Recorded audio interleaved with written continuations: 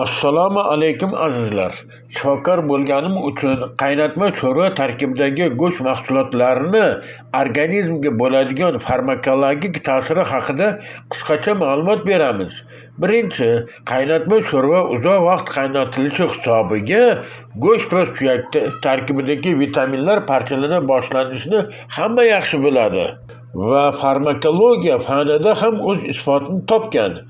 Ayniqsa organizm uchun muhim bo'lgan vitamin C issiqlik ta'sirida tez parchalanib ketadi. Ikkinchi, go'sht solingan ovqat uzoq vaqt qaynatilishi hisobiga go'sht tarkibidagi ba'zi bir oqsillar, aminokislotalar esa bir qismi parchalanishi hisobiga go'shtning foydali xususiyati kamayib boradi. Misol uchun letsitin, metionin, sistin va boshqa aminokislotalar parchalanishi akademik Karimov Sog'lom ovqatlanish salomatlik mezoni 2015-yil 43-betdan olingan. Uchinchi, uzoq vaqt qaynatilgan go'sht va suyak tarkibidagi yog'dagi xolesterin xalq tilida yomon xolesteringa aylanishining sababi issiqlik katalizator vazifasini bajaradi va issiqlik ta'sirida go'sht va suyak tarkibidagi yog'dagi xolesterin kislorod ta'sirida yomon xolesteringa aylanadi. Yomon xolesterinning organizmga salbiy ta'sirini hamma yaxshi bilgani uchun bu to'g'risida ma'lumot bermadik. To'rtinchi, Ibn Sino tib qonunlari 1956-yil 367-371 berilgan ma'lumotda go'sht mahsuloti o't qopidan o't suyuqligini ajralib 12 barmoqlik ichakka tushishini kamaytiradi. Demak, o't qopida tosh hosil bo'lishiga sabab bo'lib, yana yog'ni hazm bo'lish jarayonini ham sekinlashtiradi. Chunki har qanday yog' o't suyuqligi ta'sirida hazm bo'ladi. Beshinchi, qaynatma sho'rva insonni to'q tutishiga sabab hayvon yog'i to'yingan yog' hisoblanib, to'yingan yog' sekin parchalanadi. Ya'ni xalq tilida sekin va qiyin hazm bo'ladi. Go'sht va suyak tarkibidagi yog'lar oshqozon va ichakda hazm bo'lmay uzoq vaqt bo'lgani uchun to'qlik hissini uzoqroq vaqt beradi.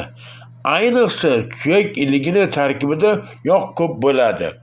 Demak, organizmni ortiqcha kuch bilan ishlashga majbur bo'lishi organizm uchun yomon hisoblanadi. To'yingan yog'larni organizmga salbiy ta'sir qilishini shifokorlar yaxshi bilgani uchun to'yingan yog' iste'molidan qaytarishadi. Oltinchi, uzoq vaqt qaynatilgan suyak tarkibidagi purin unumlari ham sho'rvaga erib chiqadi.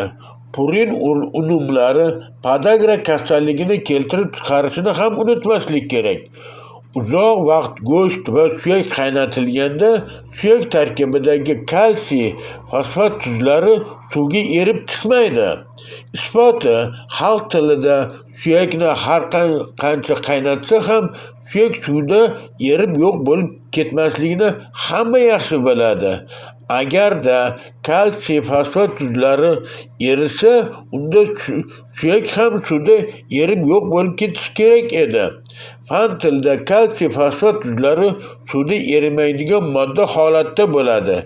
Demak, qaynatma sho'rvani suvini tarkibida suyak tarkibidagi kalsiy, fosfat tuzlari erigan holatda bo'lmaydi. 8.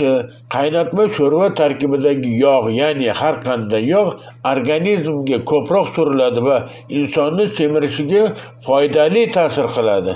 9. Yog' organizm uchun energiya manbai bo'lib xizmat qilishidan tashqari organizmda ba'zi oqsillarni hosil bo'lish jarayonida qatnashadi. 10. Qaynatma sho'rva ta'mi shirin bo'lgani uchun organizmda kayfiyatni ko'taruvchi endorfin gormonini ko'proq ishlab chiqaradi. Endorfin gormonining organizmga foydali ta'sirini shifokorlar yaxshi biladi. 11. Demak, qaynatma sho'rvaga nisbatan ko'katlar va sabzavotlardan tayyorlangan salatlar va mevalar yaxshi hisoblanib, organizmni immunitetini oshishiga sababi ko'katlar, sabzavotlar va mevalar tarkibida vitaminlar ko'p bo'ladi. Qaynatma sho'rvaga solingan go'sht tarkibida esa vitaminlar kam bo'ladi. Vitamin bo'lmasa immunitetni oshirib bo'lmaydi.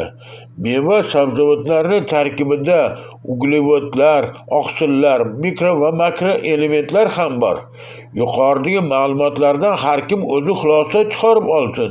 Fikr va mulohazalaringizni kommentariyada yozib qoldirsangiz xursand bo'lamiz.